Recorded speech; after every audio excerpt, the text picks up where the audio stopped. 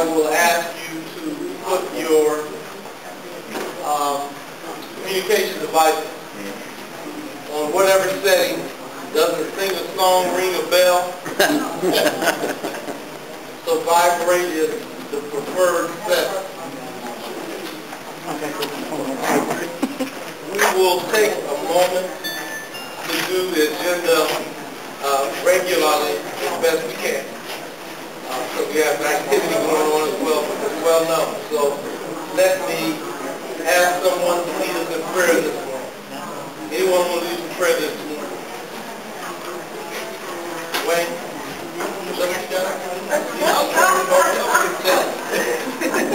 Any volunteers? Then corner guy in the back. Will the steward stand to be recognized?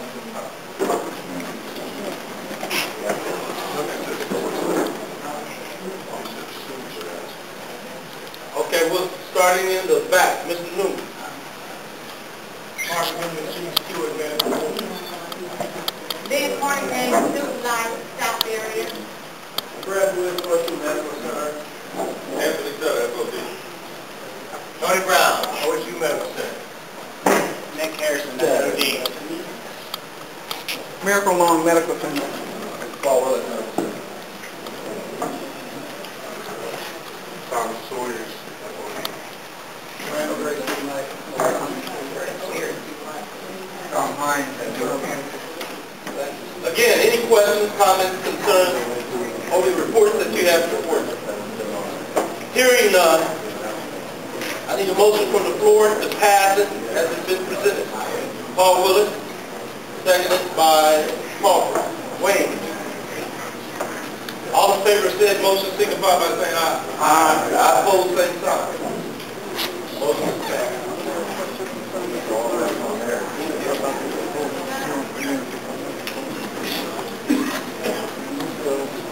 Open for old business. Old business.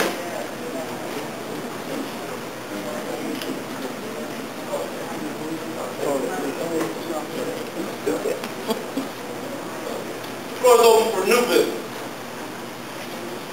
New business. Go. Mr. Harrison, Collins. I've been working with Jeff Steele on what is called a community benefit agreement. And that is a legally binding agreement between the stakeholders on the east side as OSU Project 1 expands its parameters going east. How the union can be put at the forefront as far as the jobs and what development is concerned. Over the past week or so, there's been efforts afoot to undermine or even displace them as an organizer because it's a powerful group that's undermining the effectiveness of the organizing that. It's a very serious issue, and I need to bring it to the attention of the union and to see where it is that we as a local, what is it that we can do to strengthen the efforts of it in this that's my opinion. We've been talking to Deb's conference, and one of the first things we're going to do is the board has approved a letter of support for Deb to go out to her national and to her board of trustees. I think that essential to us, she has been sort of a lightning rod for participation by students and other organizations in the community for us, and she has been focused on not only the community benefits agreement, but also Project 1. Our bid in Project 1 is the expansion of our local community in those things. And so part of what she does is she advocates jobs at a certain level of pay, and jobs that are permanent. There are going to be generational jobs that are temporary, construction, etc. I know you know that. But the rest of the expansion is given to the completion of the project filled with different types of job titles and stuff.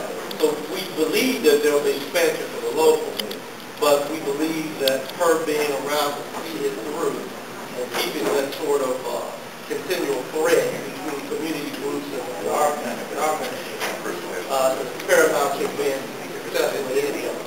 She's also has choreographed some protests and activity around Parkland and that issue as well.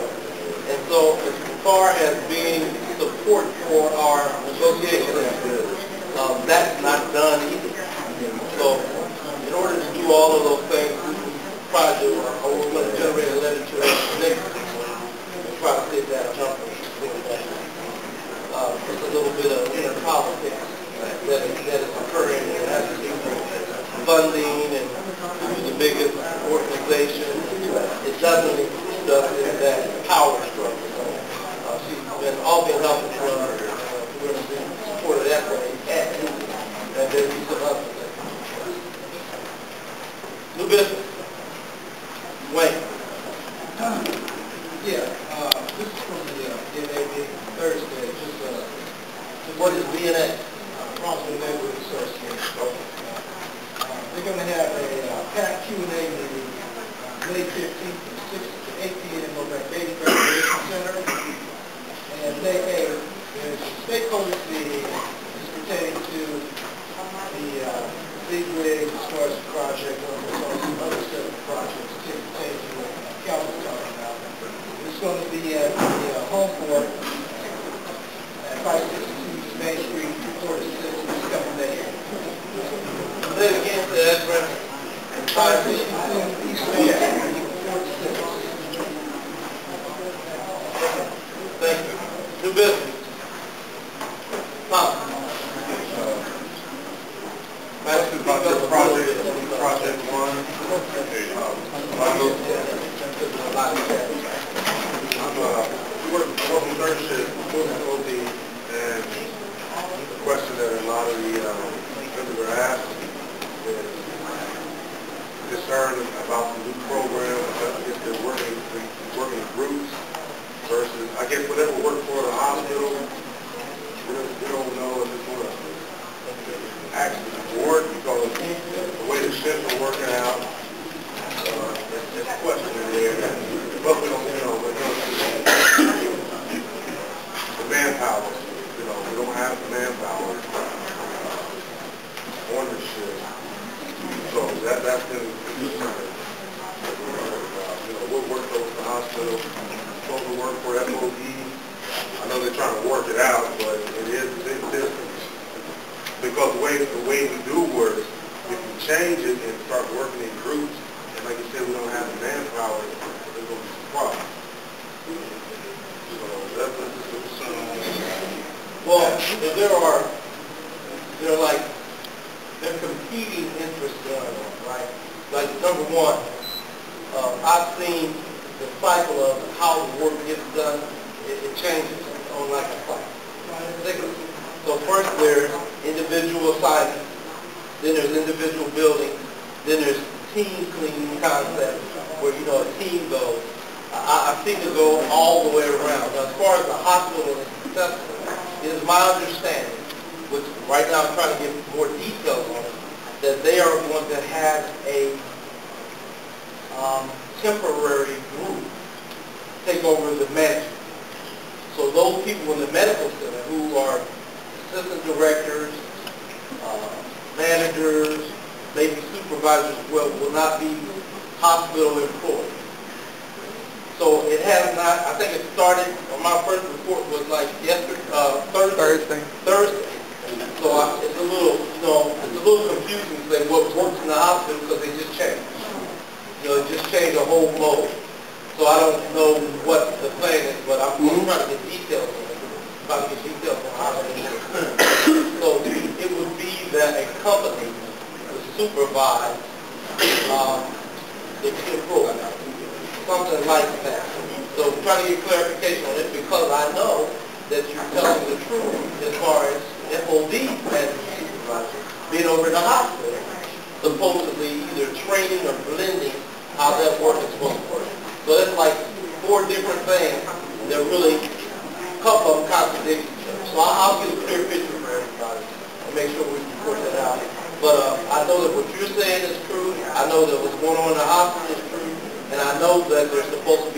binding of those work groups. So we'll try to figure out how to do it. But what the members should do is what they can, right? Not what they can't do. It doesn't really matter to some degree at this point whether they believe they can do. Just do those things that are supposed to be done within your ability. So, contract gives you right to break, what your start time is, what your end time is, do all those things, just kind of do those things. And let me look at the details of the bigger plan, and then let you know, and you can tell us how you feel about it. We're in a time of change. We're in a time of just extreme change. All over campus, all of the units. Yes, sir. So we're having a lot of, I'm speaking for third shift. I got you. We're having a lot of issues because, like you said, with the change and the pressure that they're bringing on us, and when you do ask them questions, there's never an answer. It's always, we just worry about what we take care of on this shift. But because the way first and second shift operate, classes do go on, which I understand certain things can't get done. And then also the second shift, but a lot of the responsibility falls on third shift. But like you say, every day, they want their time.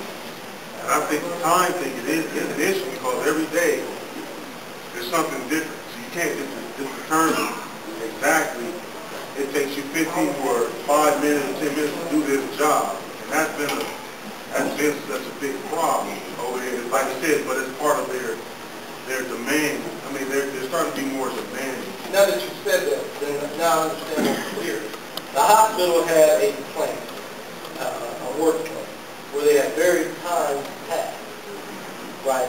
So now I understand what you mean by what worked in the hospital. To this day, we are locked in grievance, negotiation, and adjustment on that plan. So they had a time in the very beginning, am I right, Mr. Newton? And so we agreed that sort of time work schedule. So then it was changed. It was changed to allow for some of those things that happened. So that went along, it worked pretty fairly well for a while. We got a new administration in the environmental service who then abandoned those amendments, went back to we want time. So we had to read it again. So the time span about 5 years. So now we're in sort of embattled in, it's been adjusted again.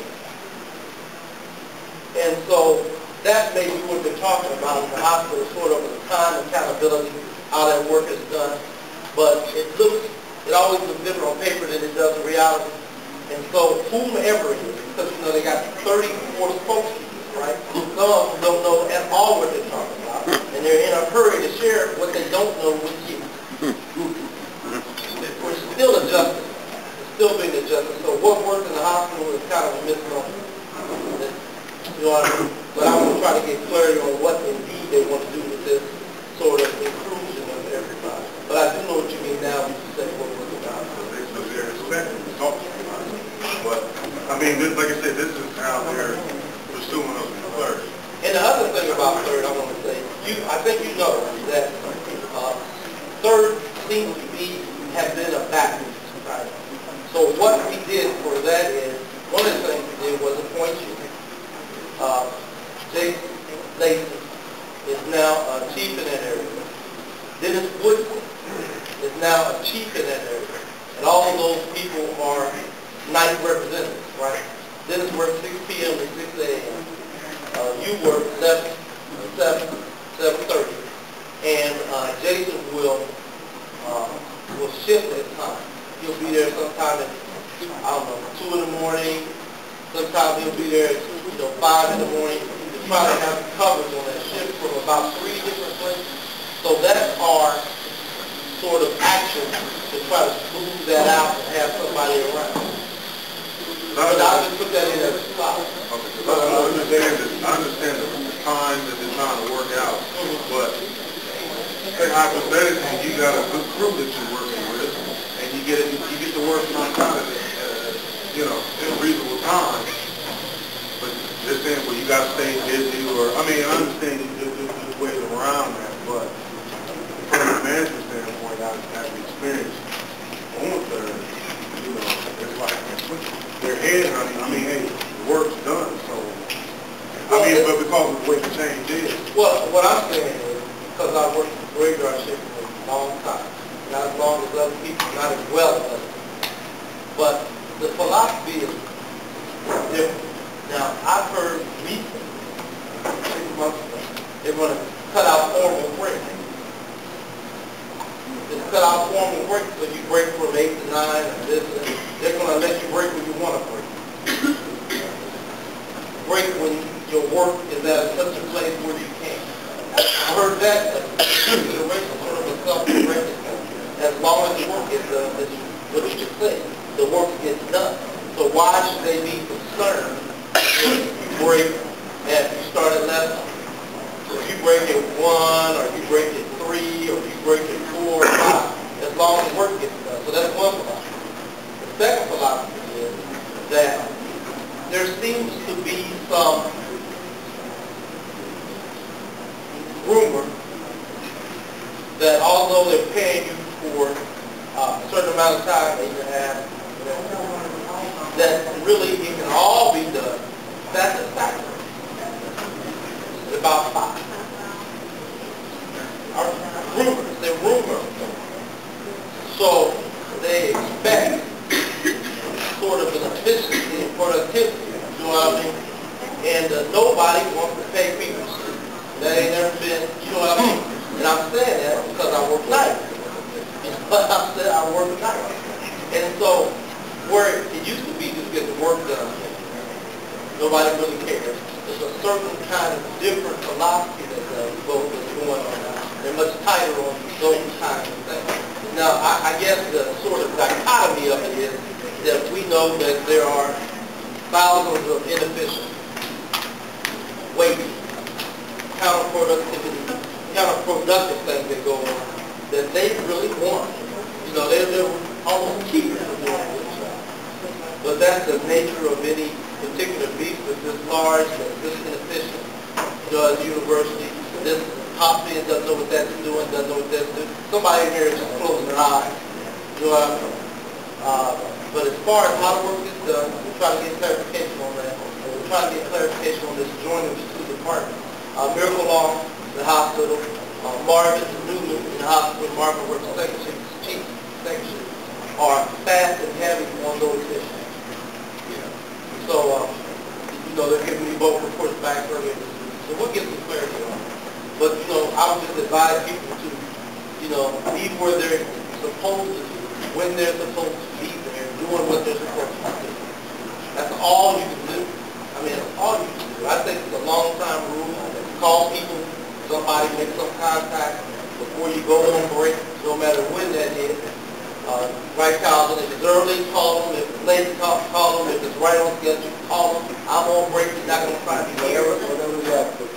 Yeah, that kind of thing. But I think that, you know, we will be sort of depressurizing through information.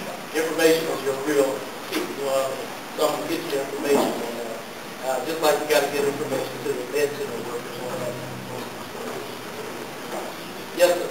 And I know there's a combination of the entire campus because when we had the meeting at Trinity announcing OSU's plan, FOD represented the university. And I never seen that before. I think.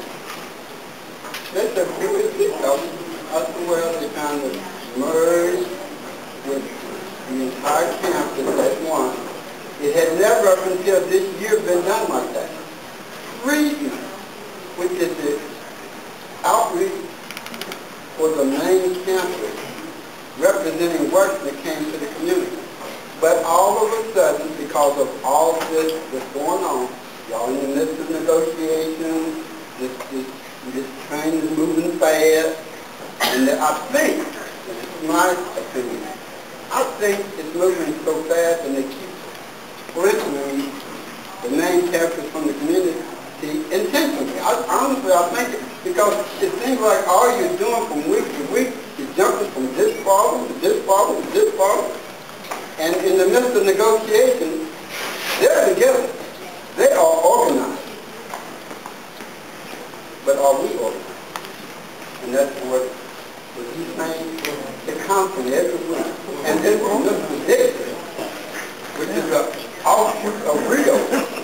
still in place.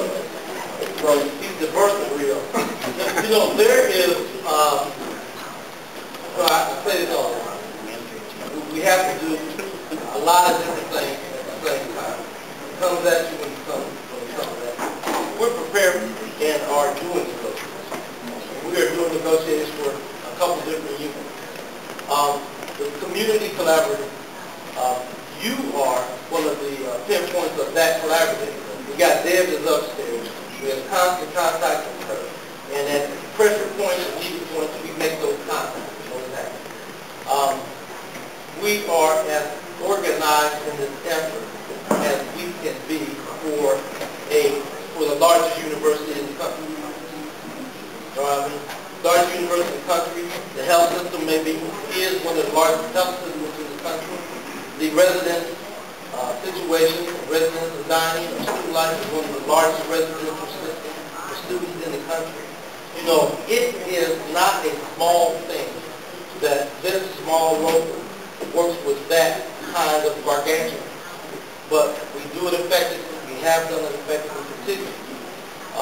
You have to know that in any large group, what happens is, of course, your particular right, that you focus on seems as roomy and more large than anything else going on. It just does. It's human nature. It happens. But I believe that we have the energy and the numbers, and you bring a particular skill to your problem, to your area, that we use to try to address them all. And so it can be done. We're at the project is $1 billion. You know, we've done different things. We spoke on the Oval to the students, so let's talk to the students. We've spoken on the Oval about with Occupy, so let's reach out to that constituency. We've been on the radio talking about not only Project 1, but about wages and about the moral soul of the university, what it does to people. That is a media contact.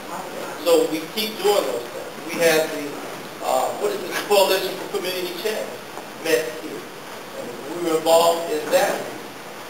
We are deeply involved, some not so deep, in all of those kind of constituency groups and all of those functions and putting what our issues are forward. You know, not to be forgotten. So that's why they're important. That's why we let them house office here. And then we still are CWA. When we have a national and international, we're going to keep on kind of resourcing them for resources like advice, maybe some people at some time. So we're a bit sad for that, but it's a big one. It's not a little thing, you know. It's not like what's one of Columbus Clothing Factory, right? It's in one spot. Corporate might be somewhere else. The workers in one spot. They do one thing. This is a university who claims they want to do one thing. They're one thing to teach students, and there's sort of a trend that says we don't want to do anything else. We really want to contract out everything, or need to. Now, the harm that comes in that is, I'm trying to limit the privilege. The harm that comes in that is this. The contract, and it will be up there, that anybody, any contract that happens, the member will not lose pay and will not lose employment. That's your contractual right for people in transportation. That's it. What it does to the local, right, is that it then narrows down the influence regarding the work that we do on campus. So that it shrinks our presence, right? Like we don't do that work anymore. As an individual to some degree, it helps you to stabilize you. So you don't lose your job, you don't lose pay. But if we have to make an action, numbers have always been top. Numbers have always been there. There's never been a time anywhere in place where numbers didn't make a difference. Sometimes the numbers were smaller than desired, but people's resolve was strong. It helped. So all of those things are going on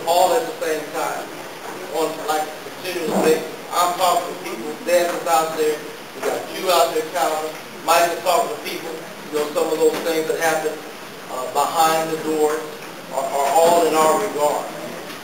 So I feel prepared. I feel, actually, I feel a little enthusiastic in these negotiations.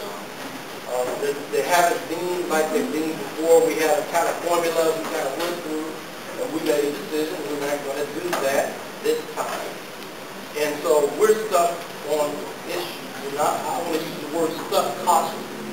We have moved along on some other issues.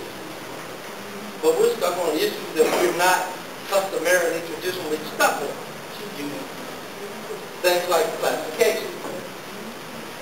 Now, although the language says in contracting that, contracting will not be done to the detriment of the member, kind of stuff on contract.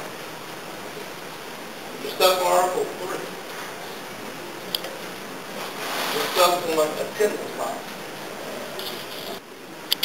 It all kind of ties into money now, so we have to be more diligent about it. Workers always have to be accountable for their part in it. However, our philosophy is we're not looking for pay cut. That it's not called pay cut straight out, but it's a pay cut to me anyway. That which reduces your salary from one year to the next, pay cut. So those things occur. We're stuck on those things. Mike here, this is our attorney. He's a labor law specialist. His name is Mike Moses. He is assisting us greatly in our negotiations. He assists us in all our negotiations for all our things. And he'll talk to you if there's questions about negotiations back and forth. But I wanted you to know that we still have a goal. Our goal was May 30th. And this is the hard time. The most difficult time. Because the momentum that we may have had before is now slowing down quite a bit. So we've made progress in a lot of areas. Question? Tom? Like you said, I'm for the union. I understand that it takes people. The more people we have, the stronger the union is. And listening, like I say, for the negotiations, I got a couple questions. One question is, overall, from the evaluation and from the union standpoint, do y'all have a percentage of knowing of those that actually passed evaluations versus those that didn't? Because what it does, what I'm asking is... Well, let me ask you before you make the question. Okay. Yes. We have numbers. We have numbers. Because going over out the experience of the evaluation, I feel a lot of it's contradictory. The way it's set up. Because you don't pass a year evaluation, and I understand it's customer service because it's about the buildings and work. Buildings are satisfied. The building coordinators, they're satisfied. They're not complaining about the building. And then you have a weekly or bi-weekly building inspection. And if you pass those, but you have a certain percentage that you have to pass. So those two issues, two issues, but those two things, customer satisfied, and we're passing the building inspections, shouldn't that also have a big impact on your year evaluation versus something personal? Well, you have a loaded question. It's because it's looking personal versus our performance as a union worker. It's making us look like we're weak. It looks like we're weak because you're not doing your job apparently, but yet building coordinators happy, the customer's happy, we're passing building inspections, but in the looks of the paperwork, we're not doing our job, and people are getting fired. I would say from you that I haven't seen a whole. Let me do this. First, what you're saying is that the evaluation process is based on negative outcomes, and that you couldn't get feedback necessarily that would acknowledge the positive. Right. Good. Because Number one.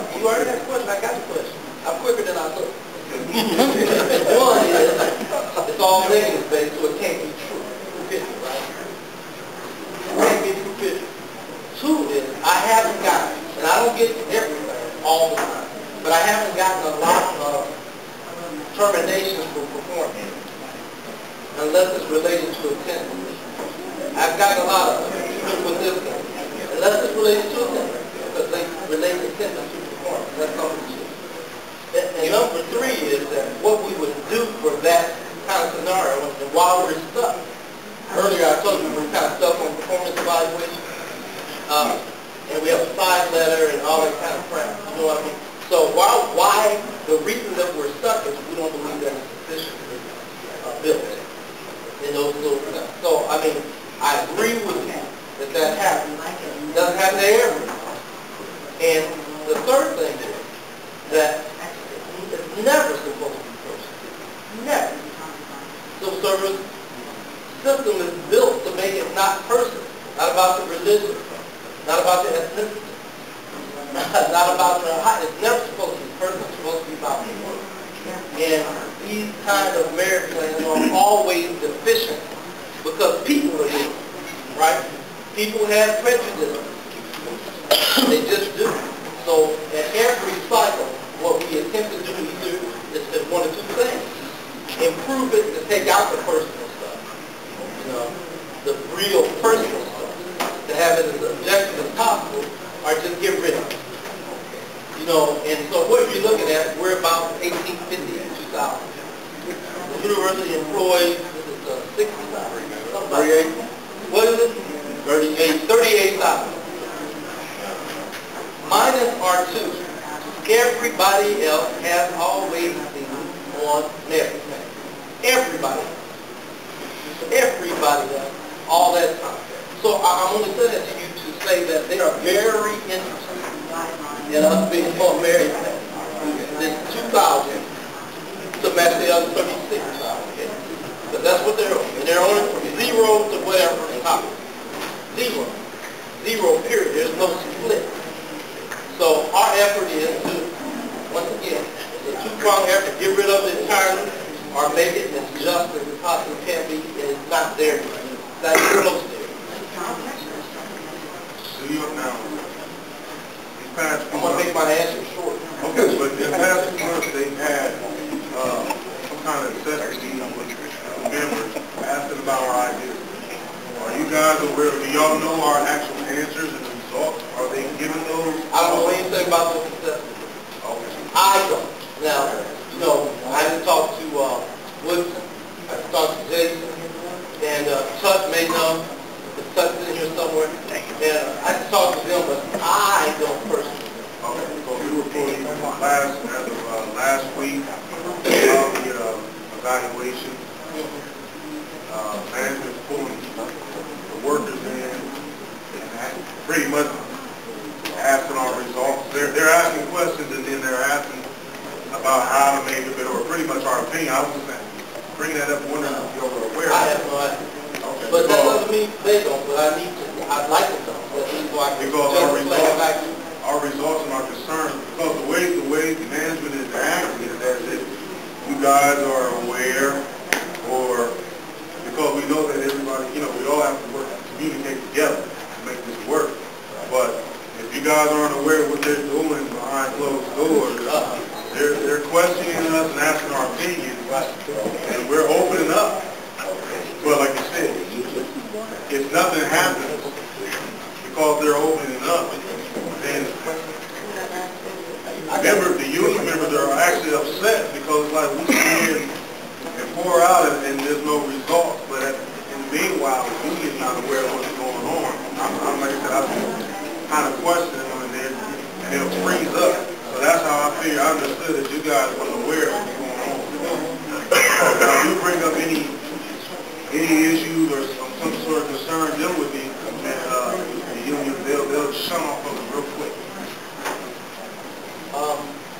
I agree. And it's been twice. I agree. But let me say this, you know, coming from my unit, let me tell you, you know, there is, with communications workers of America, there's a gap in communication. What we put forth to close that gap is we have about 8 points of communication, right? So I don't know about it, maybe somebody else doesn't know about it, that's the way it is. But we have about 8, we have a YouTube station, so that you know about what's going on here. We have, yes, we're on Facebook so that you can report and know about what's going on. We have a website so that you can report. We still have telephone so far so that you can report. You doesn't even use it in general. So, you know, we open, the university opens 7 days a week, right? 24 hours a day. All those things can be used to help you be able to inform us, what's going on. And people should participate in those things and just participate in it and say, I wonder. You know what I mean? I think that, when I worked in the hospital, every time I had a question about something funny going on, well, back then, you could pretty easily just refuse to do it. Well, you know, it doesn't seem right. Now it's a little more just of a nature. If it's not health and safety. But I would just call. I call and say, this happened to me at this time, this person in there, they said this, blah, blah, blah. Somebody get back to me.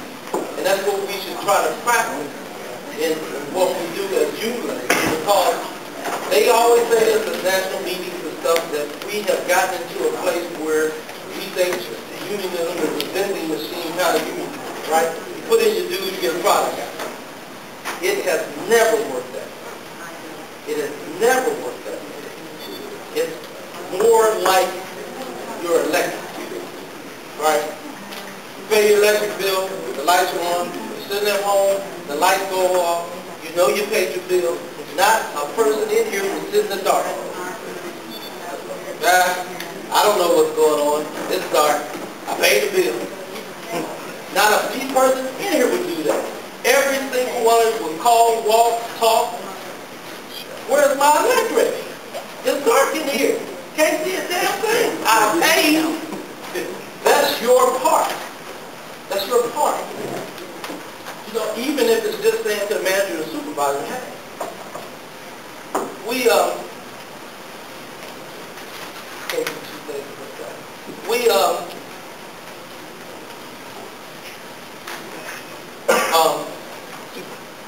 have to do our part.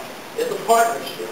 And our part would be that you wouldn't have to take, I'm glad you're here, I'm glad you told. You know what I mean? It wouldn't have to take one person out of that whole crew to come to a Saturday morning meeting to do it. We should have had 10 calls. You know what I mean? Or some evening, something like that. You know, I have staff to take that email, take that call, and make sure that report is. So anyhow, that's just our part to do. We got to make a report back and forth so we do kind of know comprehend. Does anybody here want their PHA? Because they're about to wrap up. So that's a call for anybody that wants to do the assessment. They're about to wrap up. They're calling for anybody that wants to. Who hasn't eaten? Who hasn't eaten? Right. Who has not eaten? That's the important part. And you can find us online at yourplanforhealth.com, and you can schedule for an appointment anytime. So if you want to do it another time, it's better to be asking. So we leave a couple of sheets for you with the website on it. Thank you so much. Thank you so very much. Now I'm going to turn the podium over to Mike and ask questions about negotiation or whatever questions you have. Okay? Mike?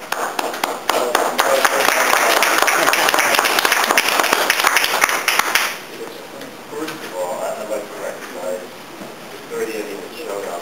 Thank you for showing up. Recognize the 6 nice young ladies who are out here helping us with our health.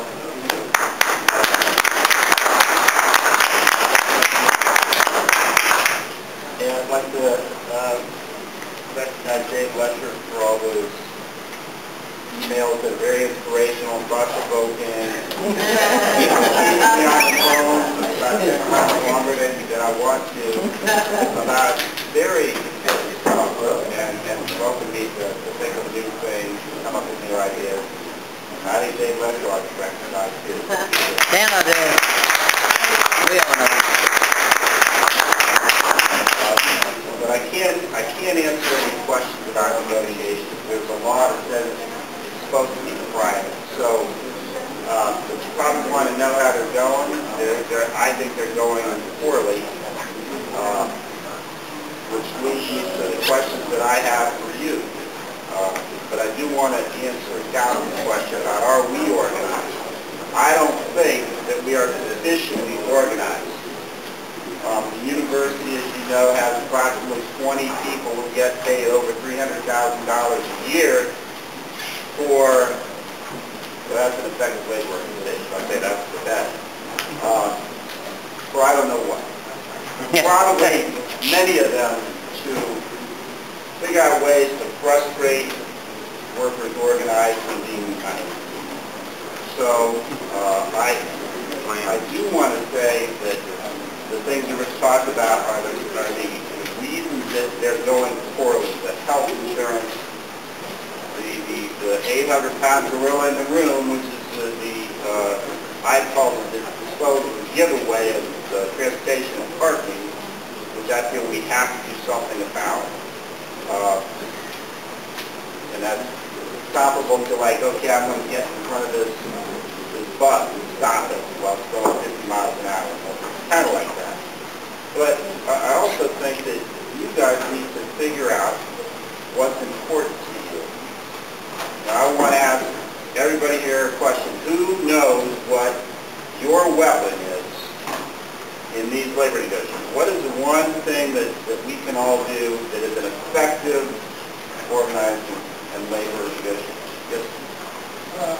One thing I've done is instead of today is when Gary Joseph sometimes during negotiations when things come at a standstill, sometimes when we can go ahead and get organized, not really to strike, but at least to do some type of information for the end. You got me warm. You can get there. I'm going to ask a question of what's the one thing you all can do that's effective labor negotiation? Stand together? Well, Rich said it.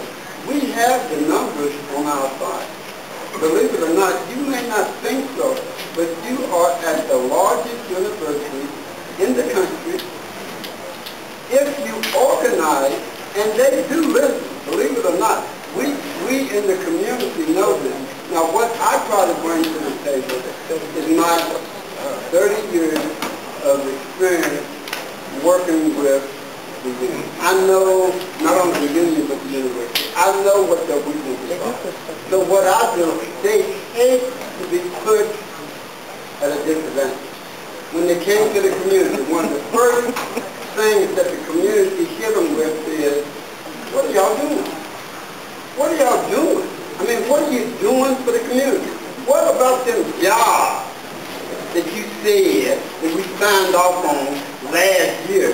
Where are the jobs that when we bought a sellable building, moved jobs from the main campus? Where are those jobs that we paid for that were supposed to come to the community? Not the one I'm looking for. So you got information techniques, you got hitting them with direct pointed questions. Those are good answers, those are good tactics. That's not the one thing, the one word answer I'm looking for. Next. Stay together. Unite. Stay together. That's 2 words. Unite. I would say you can strike. That is the, Well, okay, I didn't want to go there. the ultimate weapon you have. Now, there's a process. But part of the whole process is figuring out what is worth striking for. Because in another month, when we come back together, hopefully we have a contract. I don't know what the odds are. I'm not a betting man. I don't know what the odds and percentages of that are. It's going to have to be a lot of work in a very short time. We're back here at the same point, and more people show up. In fact, I hope each of you do get 5 or 10 people each to show up. Because I think 30 people is not a representative sample. No offense, but I think you've got to have more people here. From 1,500, 1,800 person unit, you've got to have more people show up to demonstrate an interest in what's going on. So at that point, if we don't have a contract, you have to start thinking, if the contract expires by June 30th, what is important? What would you strike over? Is the package that we come up with so inadequate that you consider interrupting your income, upsetting your livelihood, risking your livelihood for strike. So, this is not just show up and ask what's going on, why haven't you done this, although what Tom raised about the investment meetings is very, very disturbing actually, and it ought to be looked into right away. But you have to think, what are we going to do that affects the lives of 1,800 people and their families? Do we have enough of a basis to go out on the street? I understand this is kind of premature and the head of the game, but that's what labor negotiations is about, is your economic weapon to back up your demands. Because the university, I don't have to tell you, exceedingly arrogant, they're exceedingly ignorant in some respects. And you have a whole bunch of people with power and money doing things that just outright disregard the economy. So, for those inflammatory words out there, I think what's very important.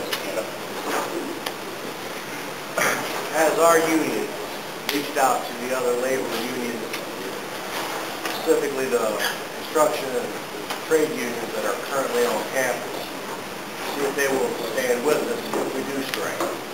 I don't know. I don't know. We need to know that. We need to know that. Okay. You're coming on campus doing work. Tommy has a question. I think what will possibly help, as you say, now that we're trying to restructure, we're showing more of the actual oil units or whoever is assigned, showing their safety around different shifts. Pushing the what's going to happen, what I'm seeing, I've experienced in my 4.5 years, and the members have been intimidated and been told literally in effect that the union is not going to do and pretty much we're just I'm not trying to push it out. I think it's a question. And the question is, what do you do about it? What should you do? You ought to be documenting whatever it is that happens. You ought to be instructing your co-workers to document whatever happens. Email it to the hall, email it to me, get it written up as quickly as possible as a grievance, as an unfair labor practice, and yet we need to come right back at it, whatever it is.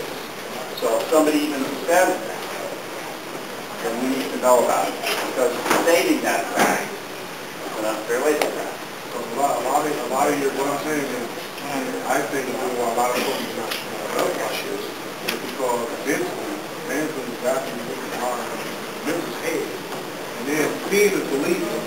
So when they're looking for, they see certain things going on, and they're looking for results. You know, what's been going on, it looks like management overrides, they win, and they're untouchable. I understand the process of being written up for the necessary achievement to do, but like I say, seeing and believing, and everybody's watching. And because we're seeing the things that are going on, like I said, we work on this because now we have doing third shift. There's a lot of things that have been going on third shift. And I can only speak for third now, but there's things that shouldn't be going on. How many stewards do you have on your shift in your area? Okay. Right now, I'm the No. How many are you allowed to have? Does anybody know the answer to that? One every 29. One every what? One every 29. One every 29. How many people are in your area? I don't know the number, but I know where the line is. Probably out of all three shifts, what that means to right? So what are you doing to try to get more students? I'm not saying that other people could do that, but if you talk to anybody about it, suggesting that they get involved. Okay. Well, I mean, the first thing that needs to be done is more representation. And if we don't have enough stewards in that area, we need to have the stewards at least, or people who are here talking up the ability of us to rectify things through more representation, try to get people involved. Yes, Mayor?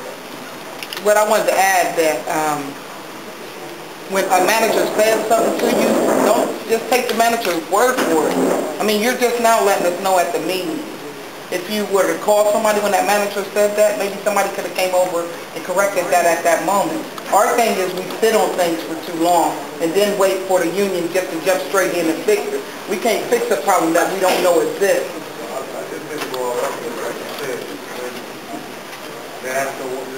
It wasn't anything established, but we didn't have no one to go to, so we had to always run and look for somebody first. But now, they're working with it, but now, once over now, it will grow. Just like when they say, we got a lot of contractors there now, and I'm like, okay, we got all these open, we need to go. I know that'll build us stronger as a union, fill these vacancies. But they're constantly throwing more attention. We need to know about all of it. Bringing it to our attention, it doesn't leave us very long. So we try to do something about that.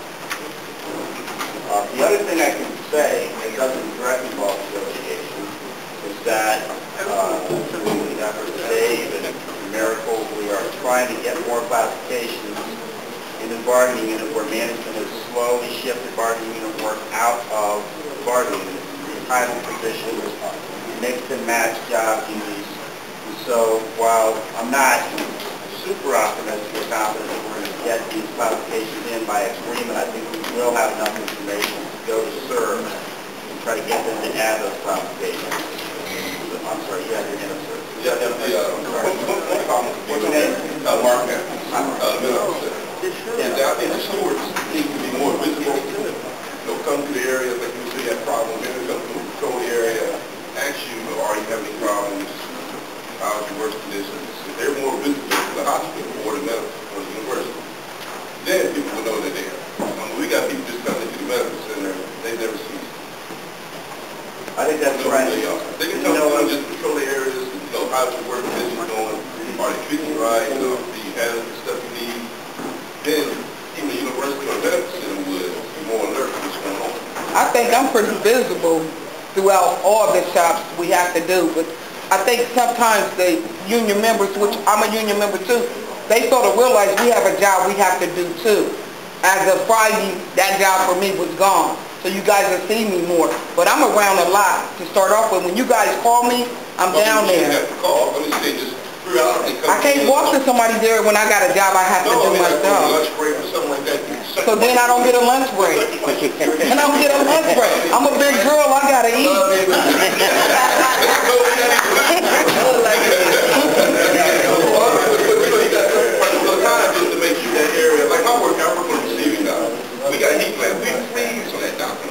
But have you mentioned that to anybody?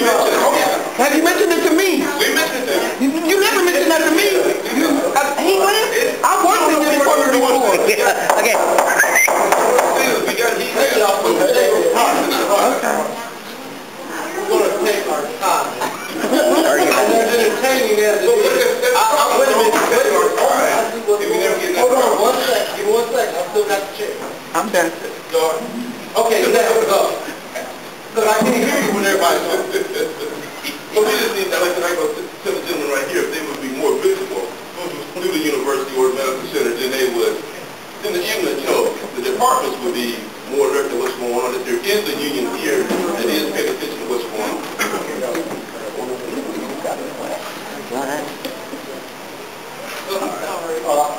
As a side item, after the meeting is over, I'd like to talk to you about legally binding communication. Say after me? If I could. Okay. That's it. Crystal here. Real quick, Mr. Mark, I don't want to get an argument battle or anything like that. But in the handbook, it says 1 steward to every 29 employees. Like Mr. Richard stated, you have Ms. Miracle, you have Dennis Woodson, and it's 2,000 employees. My suggestion to you, because you know these issues, and like how you said, you have to sacrifice for the you and I. So you step up and volunteer your time because you know these issues in your area. I don't know what you have going on, but my personal experience, I had 4 things going on at one time, but I still sacrifice my days off, my weekends, but you know what's going on in your area, so I welcome you to step up and help us with these 2,000 plus employees when you only have literally a handful of stewards that are trying to control these 2,000 areas. So what Ms. Miracle is saying is that she's doing what she can, but when you have, I don't know how many people, when you have 1,500 and you only got 4 stewards or 5 stewards in the middle district or whatever, there's no way in heck that you can possibly go and visit every 1,000 employees or just patrol around and stuff like that. Because, like how she said, we standing out there, we're doing an 8-hour shift as well. It's just impossible. And then still, once you get off, I get off at 2:30, I come here. And after I come here and I'm working on a case or something like that, then I still have 2 other children that I have to take care of and stuff like that. So again, I welcome you to step up and help us out in this battle with 2,000 plus employees. Every time she doing like that, I mean, you got 12 months in a year. So just be visible, that's all. Just make it visible to the department. There's, I think, yeah. Mark, no, I'm not arguing with Mark. I mean, I see Mark all the time. My thing is, I'm just saying, if we don't have the manpower to get around, I come in on off shift. I make sure people see me from night shift. I make sure people see me from second shift.